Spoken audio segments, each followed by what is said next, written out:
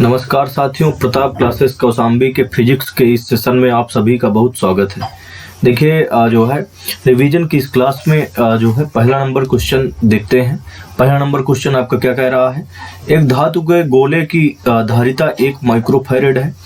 एक धातु के गोले की धारिता, समझ रहे हैं ना, धातु के गोले की धारिता कितनी है समझिएगा। ये जो है आपके पास धारिता आपके पास एक जो है माइक्रोफैरेड है, उसकी त्रिज्या लगभग होगी। तो समझिएगा जो है एक जो है वैद्युत धारिता वाले में आपका संधारित्र वाले चैप्टर में एक फार्मूला बताया गया है।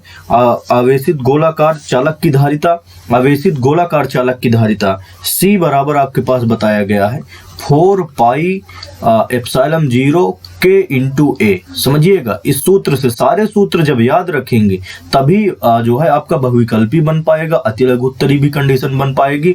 देखिए जो है संधारित्र एवं धारिता एवं संधारित्र वाले चैप्टर में जो है एक डेरिवेशन कराया गया है। आवेशित गोलाकार चालक की धारिता, आवेशित गोलाकार चालक की धारिता C बराबर 4 pi epsilon 0 K into A। अब देखिए C क्या होती है, गोलाकार चालक की धारिता होती है C, और इसके बाद यहाँ से K जो है परावैद्युतांक में वो चालक रखा रहता है। A क्या है, गोलाकार चालक की त्रिज्या होती है। अब देखिए यहाँ से जो है परावैद्युतांक नहीं दिया है तो इसको क्या मान के चलेंगे, वायु अथवा निर्वात में रखा है, इसलिए C बराबर क्या हो जाएगा आपका 4 पाई एप्सिलॉन 0।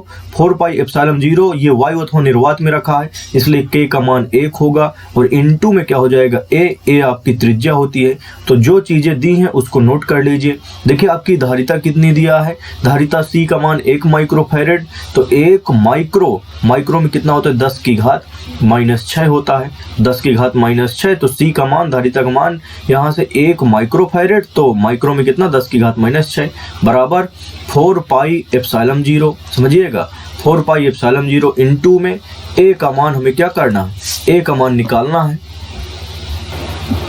तो यहाँ से देखिए एप्सिलॉन 0 और इनटू में क्या है आपके पास A है, ध्यान दीजिएगा। तो अब यहाँ से A की वैल्यू तो हमें निकालना है, तो दोनों पक्षों का व्युत्क्रम कर दीजिए।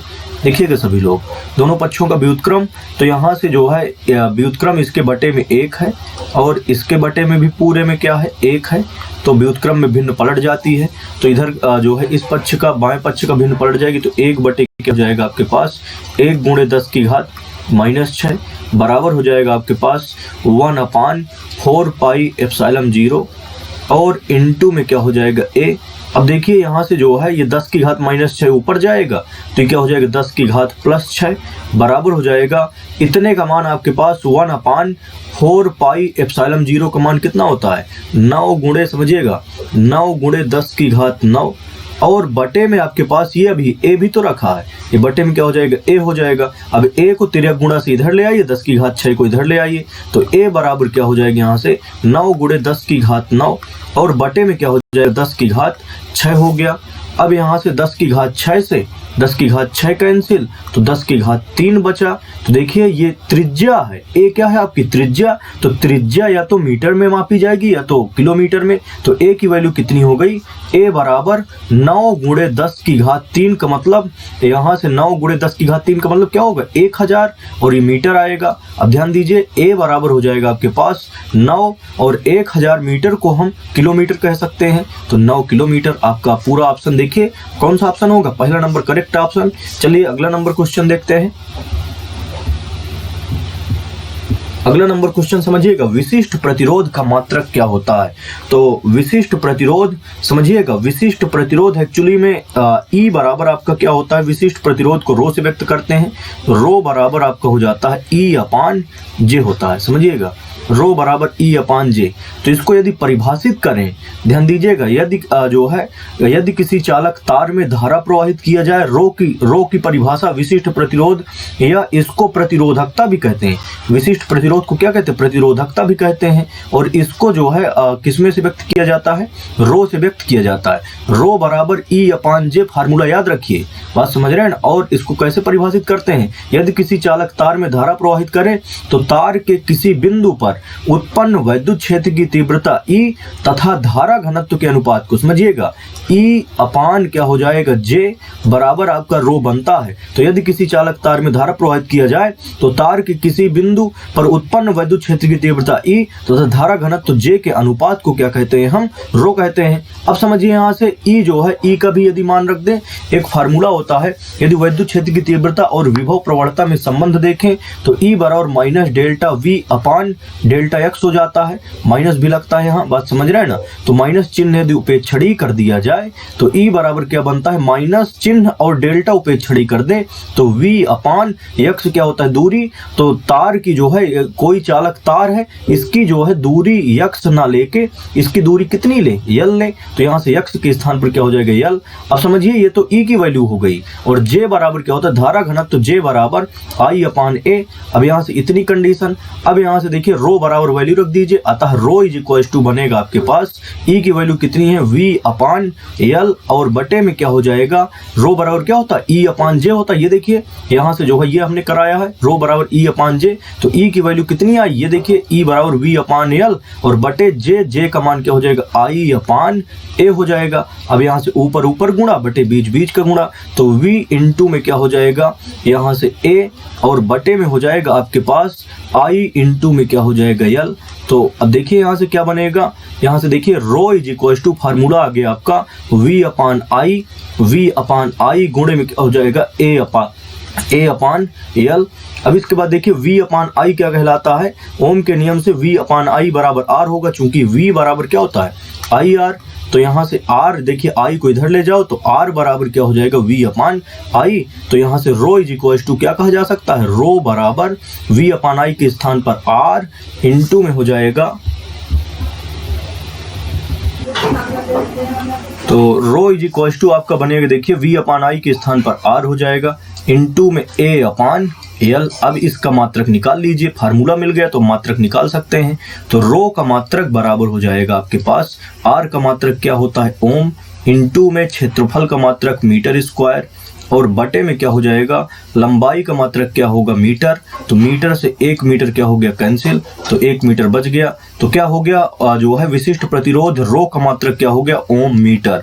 तो पहला ऑप्शन सही है। तो याद रखिए विशिष्ट प्रतिरोध को जो है आपका क्या कहते हैं, विशिष्ट प्रतिरोध को प्रतिरोधकता भी कहते हैं। और विशिष्ट प्रतिरोध की परिभाषा क्या होती है, यदि किसी चालक तार में धारा प्रवाहित किया जाए तो जो है तार के किसी बिंदु पर उत्पन्न वैद्युत क्षेत्र की तीव्रता E, समझिएगा वैद्युत क्षेत्र की तीव्रता E तथा धारा घनत्व J के अनुपात को विशिष्ट प्रतिरोध अथवा प्रतिरोधकता कहते हैं। E बराबर क्या होता है, माइनस डेल्टा V अपान डेल्टा x, माइनस और डेल्टा चिन्ह उपेक्षणीय कर दिया जाता है। तो E बराबर V अपान तार की जो दूरी है, इसको दूरी x न मान के L मान लेते हैं, तो V अपान L, और J बराबर क्या होता है, I अपान A होता है। तो E और J की वैल्यू रख देते हैं, तो रो इज इक्वल टू क्या बनेगा, यहाँ से रो बराबर सीधा फार्मूला आ गया, इतना जो है R into A upon L, तो रो बराबर R A अपान L। तो यहाँ से जो है आपका विशिष्ट प्रतिरोध अथवा प्रतिरोधकता का फार्मूला मिल गया, फार्मूला से आपका मात्रक ओम मीटर निकल आया। चलिए अगले नेक्स्ट क्वेश्चन की ओर चलते हैं। तो नेक्स्ट क्वेश्चन आपके पास कह रहा है विशिष्ट चालकता का मात्रक ज्ञात कीजिए। तो समझिए विशिष्ट चालकता क्या होता है, विशिष्ट प्रतिरोध का व्युत्क्रम होता है। और अभी हमने जो है विशिष्ट प्रतिरोध को किससे व्यक्त किए थे, रो का व्युत्क्रम क्या हो जाएगा, 1 अपान रो। यही क्या कहलाएगा आपका, यही जो है विशिष्ट चालकता कहलाएगा। तो यहाँ से विशिष्ट चालकता का मात्रक क्या हो जाएगा, 1 बटे विशिष्ट चालकता का मात्रक बराबर 1 बटे रो का मात्रक। तो रो का मात्रक ओम मीटर हमने निकाल लिया है, ओम मीटर निकाला है, बात समझ रहे हैं ना। अब देखिए ओम मीटर निकाला है, इसकी घात 1 है, इसको ऊपर ले जाइए तो ओम मीटर क्या हो जाएगा, ओम मीटर इनवर्स हो जाएगा, ओम मीटर इनवर्स हो जाएगा, बात समझ रहे हैं ना। अब यहाँ से देखिए ये जो है यही क्या होगा, विशिष्ट चालकता का मात्रक कहीं दिख रहा है, दूसरा ऑप्शन पूरी तरह से सही है। तो देखिए कंडीशन समझिएगा, विशिष्ट चालकता विशिष्ट प्रतिरोध का व्युत्क्रम होता है, विशिष्ट प्रतिरोध को रो से व्यक्त किया जाता है। तो विशिष्ट चालकता बराबर क्या हो जाएगा, विशिष्ट चालकता बराबर 1 बटे रो, और रो का मात्रक 1 बटे विशिष्ट चालकता का मात्रक बराबर 1 बटे रो का मात्रक। तो रो का मात्रक ओम मीटर घात 1 है, इसको ऊपर ले जाएंगे तो ओम मीटर घात -1, तो ओम मीटर इनवर्स हो गया। चलिए नेक्स्ट क्वेश्चन की ओर चलते हैं। देखिए आपका अगला क्वेश्चन कह रहा है किरचॉफ का धारा नियम किसके संरक्षण के परिणाम स्वरूप है। तो किरचॉफ का धारा नियम याद रखिए, किरचॉफ का जो धारा नियम है वो जो है आवेश के संरक्षण पर आधारित होता है। क्योंकि किरचॉफ का धारा नियम या किरचॉफ का प्रथम नियम, किरचॉफ के दो नियम होते हैं, प्रथम नियम और द्वितीय नियम किरचॉफ का। तो किरचॉफ का द्वितीय नियम, प्रथम नियम आपका किसके संरक्षण, प्रथम नियम आपका जो है ये आवेश संरक्षण पर आधारित होता है, और द्वितीय नियम जो होता है वो जो है ऊर्जा संरक्षण पर आधारित होता है।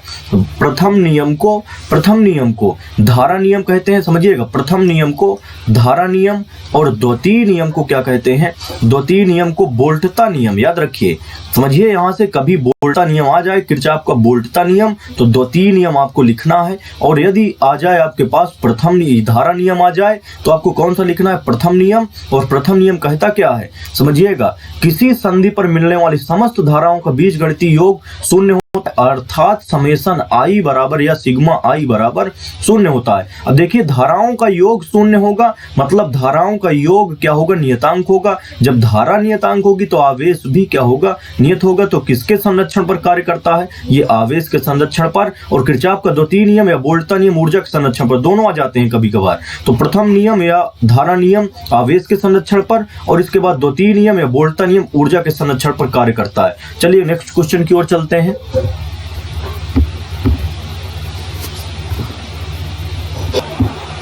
देखिए आपका जो है समझिएगा थोड़ा सा, अगला नंबर जो क्वेश्चन है, म्यू जीरो एप्सिलॉन जीरो की घात -1/2 का मान है। ध्यान दीजिएगा थोड़ा सा, इसको जो है म्यू जीरो एप्सिलॉन जीरो की घात -1/2, इसका मतलब क्या है, घात -1/2। अब इसको यदि हर में ले जाना चाहे, इसके बटे में 1 दिख रहा है, इसके बगल में 1 का गुणा कह सकते हैं। तो देखिए 1 बटे इस राशि को हर में ले जाइए, तो जब हर में ले जाएंगे तो जो माइनस घात है वो प्लस में हो जाएगी। तो म्यू जीरो एप्सिलॉन जीरो की घात 1/2 हो जाएगा। इसके बाद समझिए 1 बटे, इसको लिख सकते हैं under root mu zero epsilon zero लिख सकते हैं, और बराबर ये क्या होता है, सी होता है। ये मान कहाँ से मिलता है, देखिए जो है आप एक जो है चुंबकीय क्षेत्र वाले चैप्टर में बात समझ रहे हैं ना, गतिमान आवेश तथा चुंबकीय क्षेत्र के चैप्टर में एक डेरिवेशन कराया गया है। एक डेरिवेशन होता है निर्वात की चुंबकशीलता तथा निर्वात की वैद्युतशीलता में संबंध, निर्वात की वैद्युतशीलता तथा निर्वात की चुंबकशीलता में संबंध C बराबर क्या होता है, 1/√μ जीरो एप्सिलॉन जीरो। इसका जो है क्या होता है, हमारे पास ये संबंध होता है। और C क्या होता है, जहां प्रकाश का वेग होता है, और म्यू जीरो क्या होता है, निर्वात की चुंबकशीलता, एप्सिलॉन जीरो क्या होता है, निर्वात की वैद्युतशीलता होती है। तो अब देखिए इसका मान कितना होगा, ध्यान दीजिएगा, यहां से जो है म्यू जीरो एप्सिलॉन जीरो की घात -1/2। इसका अर्थ क्या है, इसका अर्थ है इस घात को हम जो माइनस में घात है इसको हर में ले गए, बात समझ रहे हैं ना, जब इसको हर में ले गए तो घात प्लस में हो गई, और एक घात 1/2 को क्या कह सकते हैं, अंडर रूट कह सकते हैं। तो 1/√μ जीरो एप्सिलॉन जीरो का मान होता क्या है, C। और ये कहां से आता है, ये जो है आपका एक संबंध बताया गया है, संबंध डेरिवेशन होता है निर्वात की चुंबकशीलता तथा निर्वात की विद्युतशीलता में संबंध C बराबर 1/√μ जीरो एप्सिलॉन जीरो। तो इसका जो मान है इसको हमने हल करते करते कहां तक ले आए, यहां तक, और इसका मान सीधा किसके बराबर होता है, C का। और C होता क्या है, प्रकाश का वेग होता है। तो प्रकाश का वेग कितना बनता है, 3 × 10⁸ मीटर प्रति सेकंड। तो दूसरा ऑप्शन पूरी तरह से करेक्ट है। चलिए नेक्स्ट क्वेश्चन की ओर चलते हैं।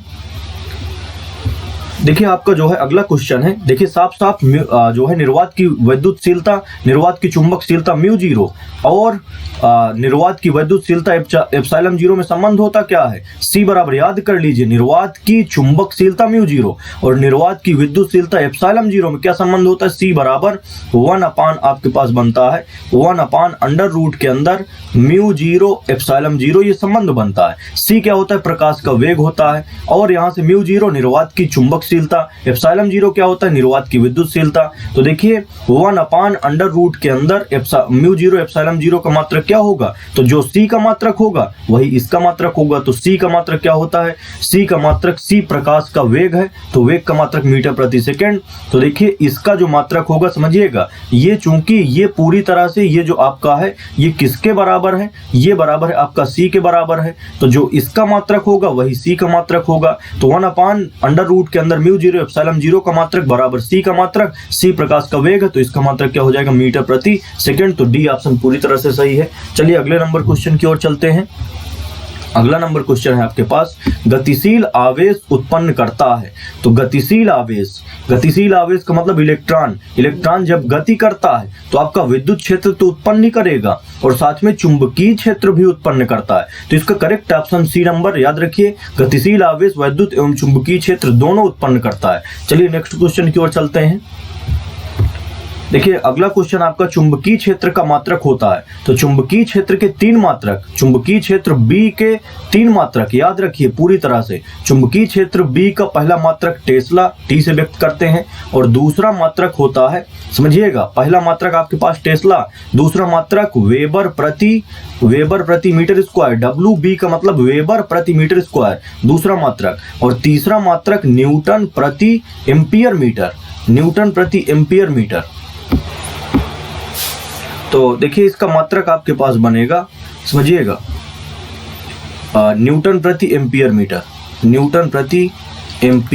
मीटर।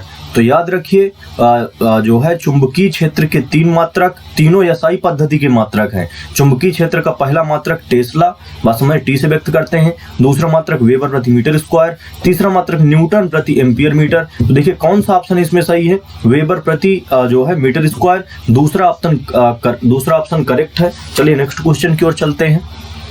अगला क्वेश्चन आपके पास है, अगला क्वेश्चन है, एक चुंबकीय क्षेत्र उत्पन्न किया जा सकता है।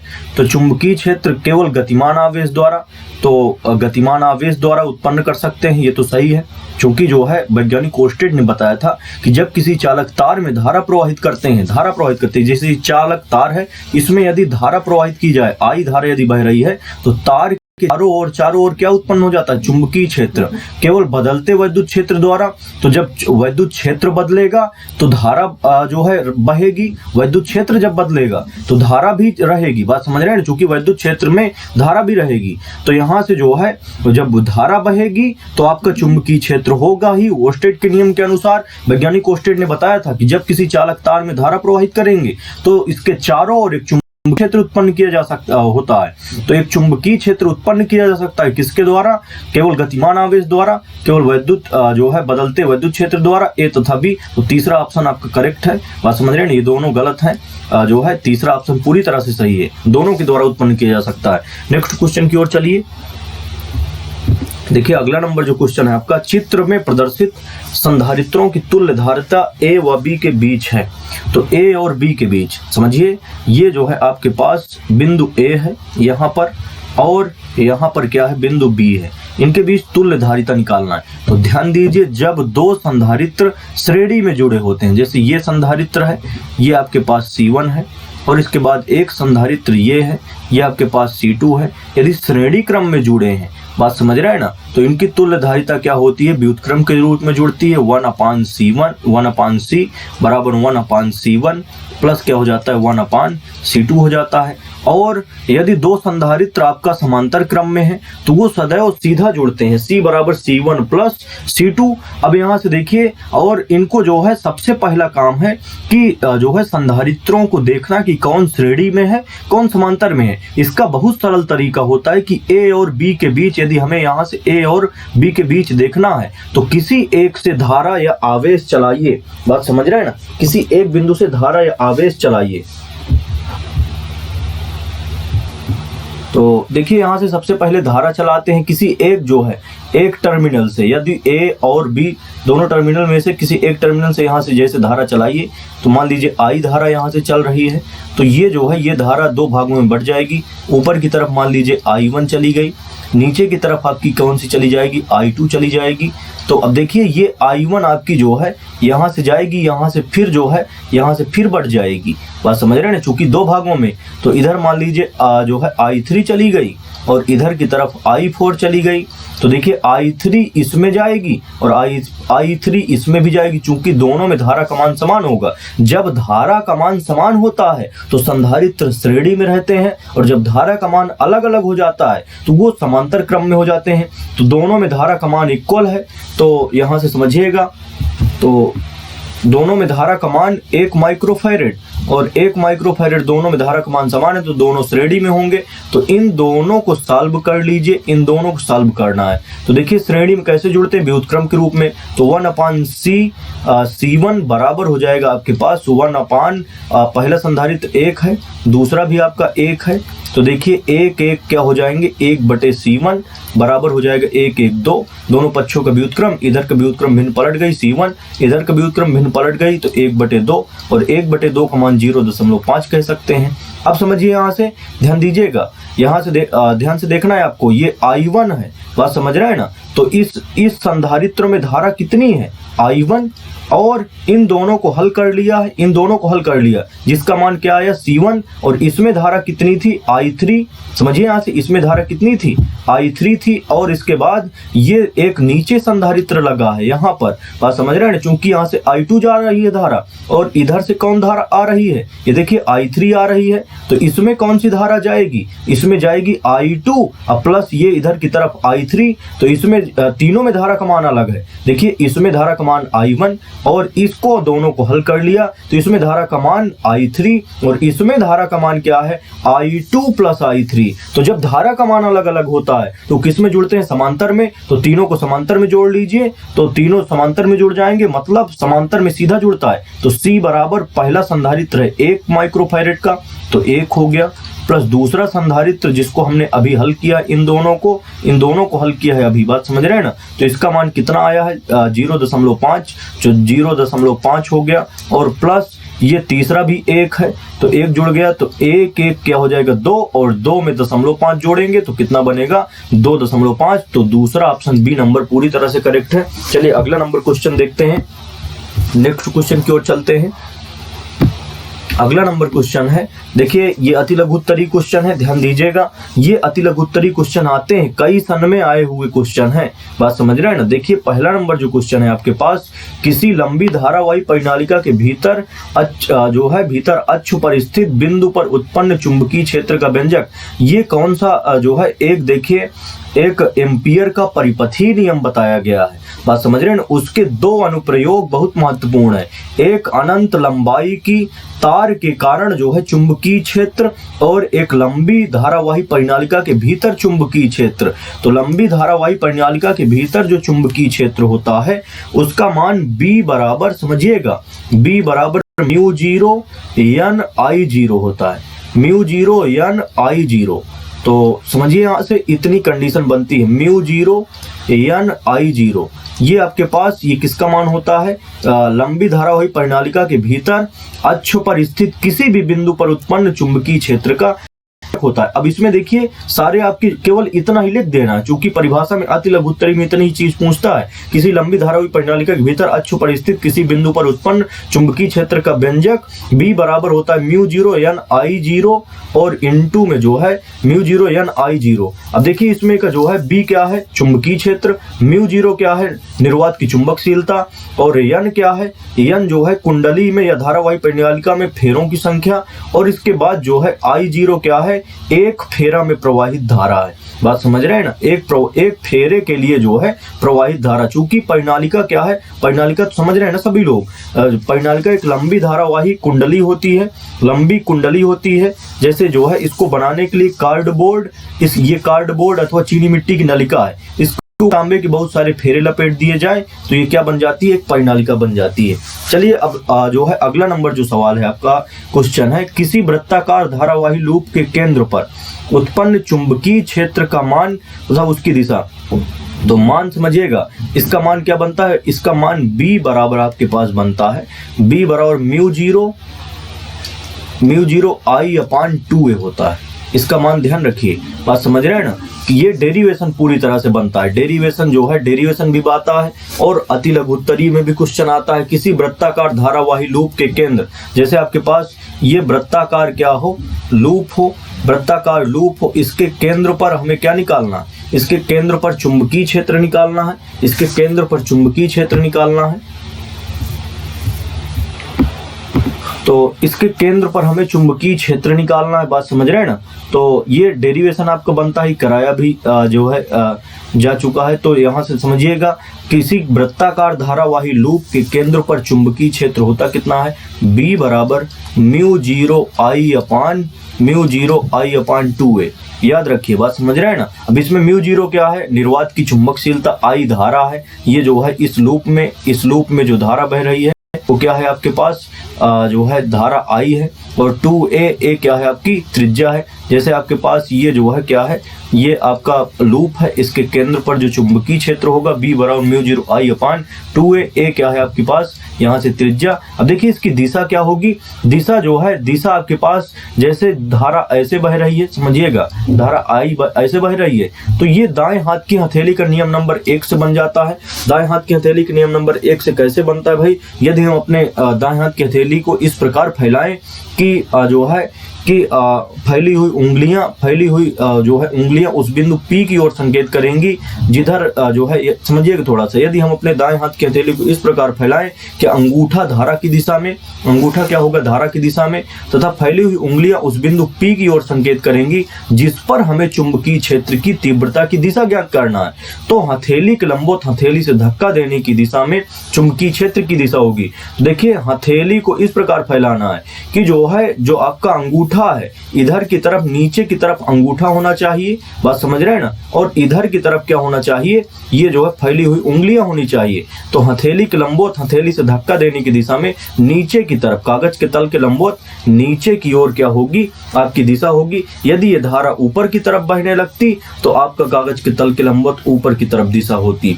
तो उम्मीद है सभी लोगों को ये क्वेश्चन समझ में आए होंगे। यदि जो है कोई क्वेश्चन में आपका डाउट है तो नीचे कमेंट बॉक्स में जरूर लिखिए, बात समझ रहे हैं ना।